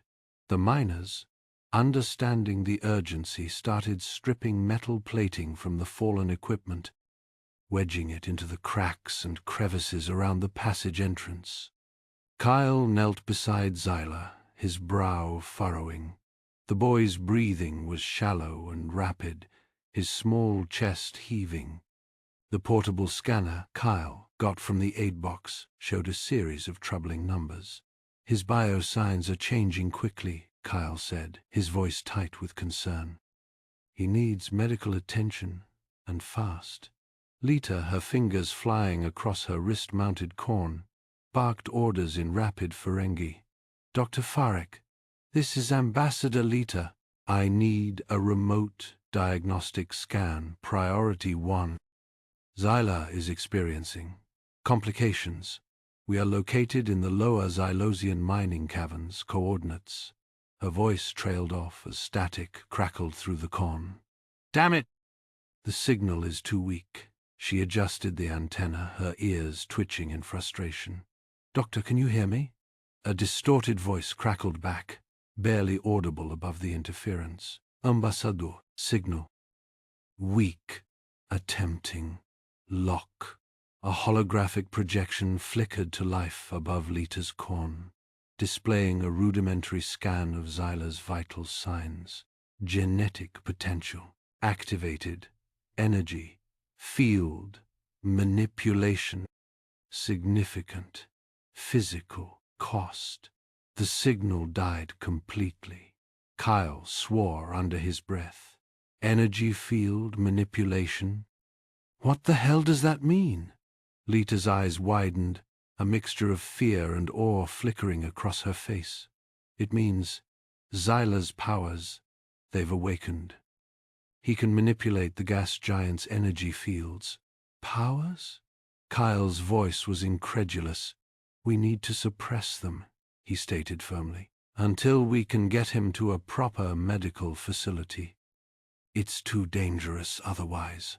Lita recoiled, her Ferengi pragmatism momentarily overridden by maternal instinct. "No, I won't suppress them. If Xyla has these abilities, they might be crucial in our fight against Groknar." A guttural snarl echoed from the darkness behind them. The surviving mercenary, his face contorted in a mask of pain and rage, stumbled forward, clutching a plasma pistol. "The whelp is mine." Before Kyle could react, Lita whirled around, snatching a discarded mining laser from the ground. With a cold, precise efficiency that belied her diplomatic demeanor, she fired a concentrated beam, vaporizing the mercenary's weapon and leaving a smoking hole in his chest. The mercenary crumpled to the ground, lifeless. Kyle stared at Lita, his expression a mixture of shock and disapproval. "You didn't have to kill him." Lita's eyes flashed with anger. "He was a threat to my son. I will do whatever it takes to protect him." "There are other ways," Kyle countered, his voice tight. "Lethal force should be a last resort." "Perhaps on your world, human," Lita snapped. "But in my world, survival is paramount, and I will not hesitate to eliminate anyone who threatens my family." The argument was cut short by one of the Xylosian miners. "Ambassador, the passage is reinforced. It's not pretty, but it should hold. For a while." Kyle nodded curtly, his gaze still fixed on Lita. "Let's move. Now." He scooped Xyla into his arms, the boy's frail body feeling unnervingly light. As they moved into the narrow passage, Kyle's hand brushed against something metallic hidden in a crevice in the wall. He reached in, pulling out a small, deactivated Xylosian mining drone. It was battered and covered in dust, but its power cells looked intact. "What is it?" Lita asked, peering over his shoulder. "A mining drone," Kyle replied, examining the device. "Could be useful for scouting, or worse." Lita's eyes gleamed with sudden inspiration. "I can reactivate it," she said, her fingers already dancing across the drone's control panel. "Modify its programming, turn it into a mobile shield and reconnaissance unit." Within minutes, the drone sputtered to life, its optical sensors glowing with a faint blue light. They emerged into the abandoned surface mines, a desolate landscape of rusted machinery and crumbling ore carts. The air was thick with the metallic tang of iron and the sulphurous stench of geothermal vents. And then Kyle saw them, Groknar's forces, a perimeter of heavily armed mercenaries, their weapons trained on the passage exit. They had been expected. "Damn it," Kyle muttered. Lita's comm crackled to life. "Ambassador Lita," a voice said, smooth and oily. "We know you're there. Surrender the boy, and we might be inclined to be lenient." It was Goran, a contact Lita thought she could trust. Lita's face hardened. "You betrayed me, Goran." "Business is business, Ambassador," Goran replied, his voice devoid of emotion. And Groknar's offer was persuasive. Kyle cursed under his breath. Groknar's reach was deeper than they had anticipated. "We need a diversion," he said, his mind already racing. "The geothermal vents, the mining drone. We can use them to create a smokescreen, slip past the perimeter."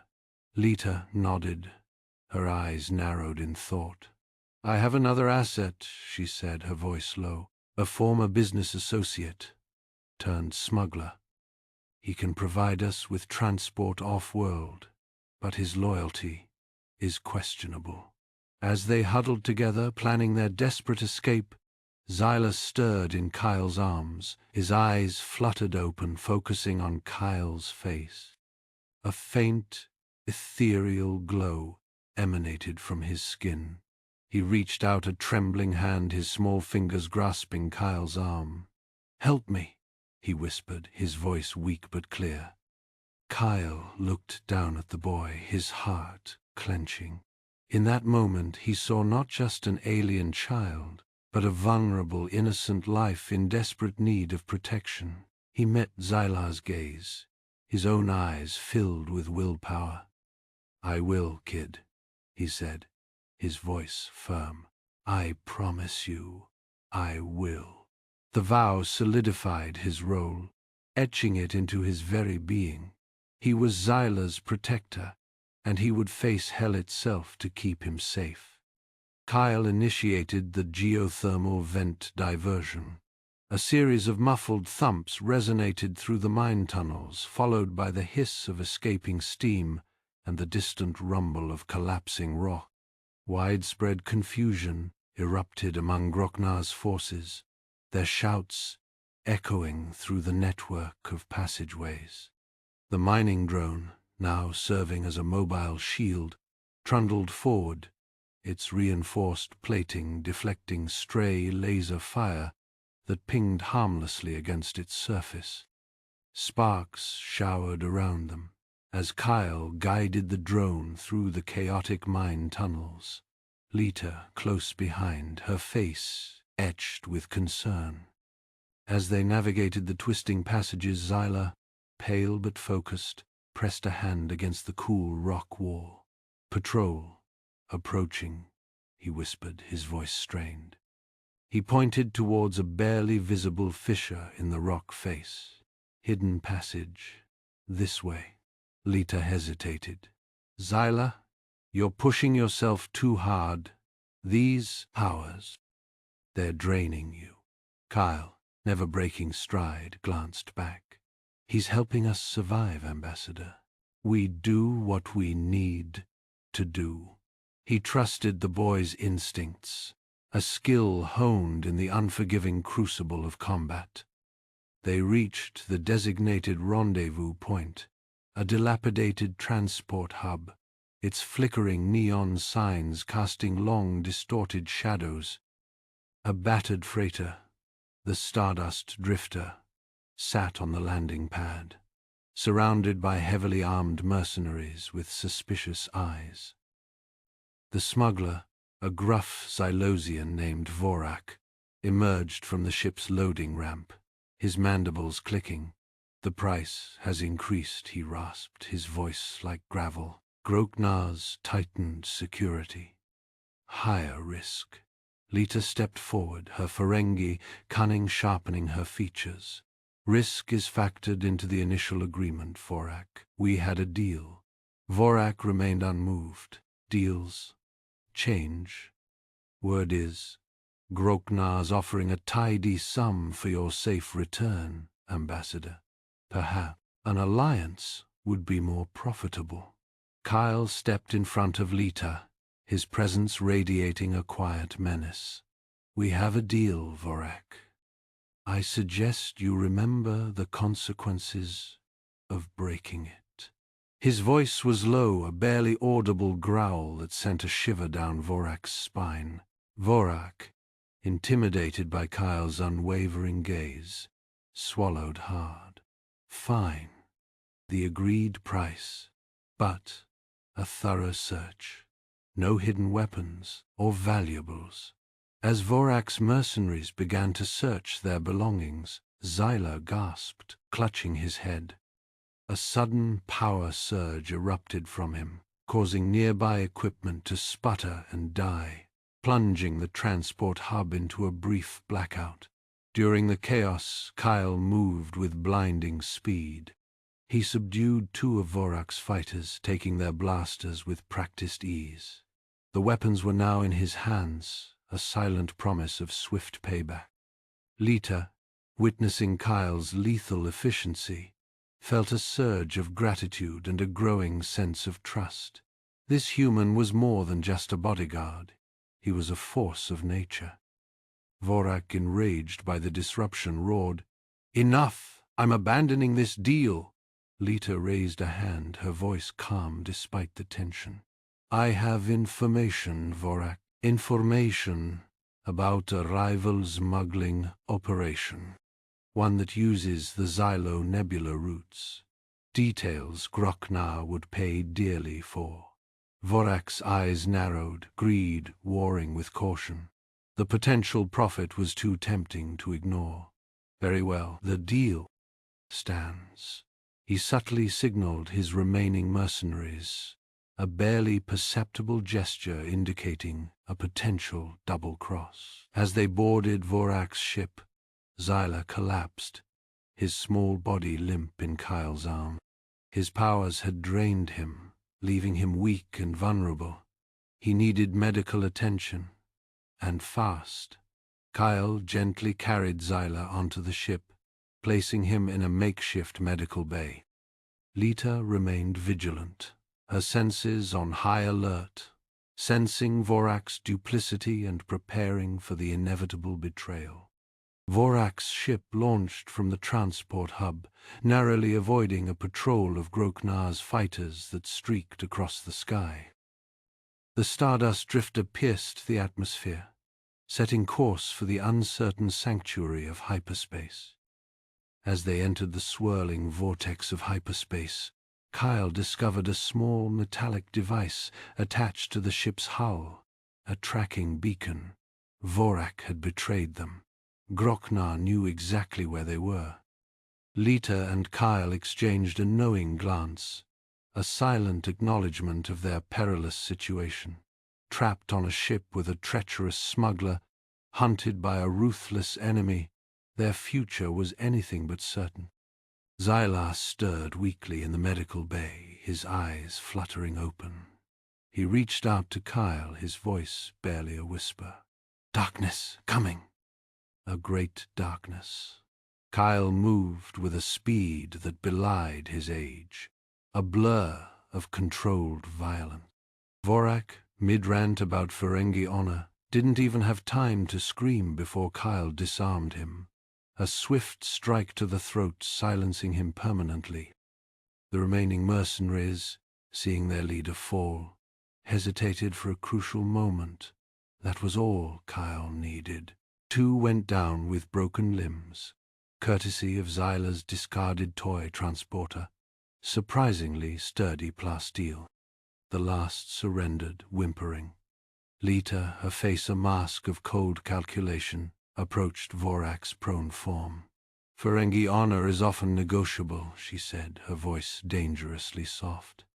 "A few well-placed threats, a subtle promise of future profit, and Vorak, despite his bluster, cracked Groknar's location, a hidden base on a nearby asteroid, spilled from his lips like sour milk. His plan was a bold step at Xylos HQ, timed with a vital deal to harm Lita's standing and claim her holdings. Aboard Vorak's captured vessel, the Greedy Gnat, Kyle ran diagnostics. "Engines are sound. Weapons are adequate," he grunted, already formulating a plan. Xyla, surprisingly calm, clutched his gree-worm plushie. Lita watched them both, a flicker of something akin to warmth in her eyes. "We are going to pay Daimon Groknar a visit," she declared, her voice filled with steel. "Order will be upheld." As they neared the asteroid station, a rough rock in the dark void, Kyle detailed his plan. "Guards a few, using automated systems and a minor force. We'll use Vorak's codes to slip past the outer perimeter. Inside, we'll split up. Lita, you disable the main security grid. Xyla, stay with me." The infiltration was textbook. Vorak's codes worked, granting them access. Kyle moved like a ghost, silencing patrols with brutal efficiency. Lita, guided by schematics downloaded from Vorak's datapad, bypassed security cameras and disabled laser grids with practiced ease. Deep within the asteroid's labyrinthine corridors, Xyla tugged on Kyle's sleeve. "He's this way, Kyle. I can feel him, like a bad smell." Kyle trusted the boy's instinct. They followed Xyla through a maze of twisting passages, the air growing thick with tension. They reached a reinforced door, the entrance to the central control room. Inside, Groknar, a corpulent Ferengi with a sneer permanently etched on his face, oversaw his operations. "So, the Nanny has come to play," he sneered, spotting Kyle. "I underestimated you, human, but it won't matter.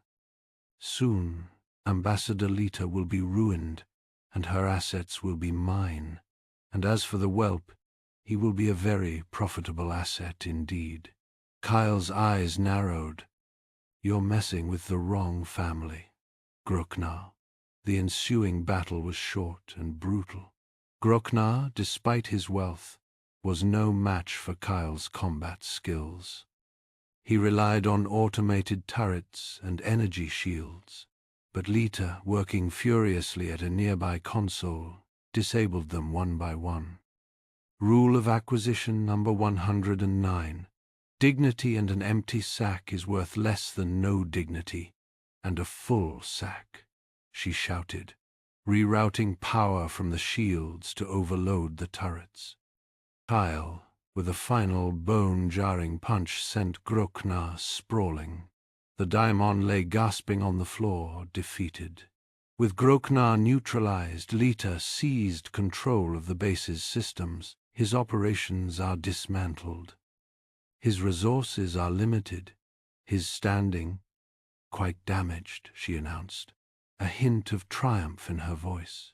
Back at the Xylosian embassy, they were greeted as heroes. The Xylosian ambassador, a tall, slender being with iridescent skin, bowed deeply. "Your bravery and resilience have saved us from a great crisis." We are in your debt. Lita turned to Kyle, her expression softening. I owe you more than I can say, Mr. Jackson.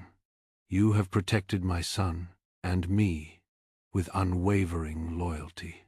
You are family. Kyle looked at Zyla, who beamed at him, then at Lita, her eyes filled with genuine gratitude. He had come seeking peace, but he had found something far more valuable. A purpose. Just doing my job, Ambassador, he said, but a small smile played on his lips. Later, on the high balcony, they viewed the stars. The distant sky glowed softly, a sign of peace and fresh start. Kyle placed a protective hand on Zyla's shoulder, a silent promise to always be there for him.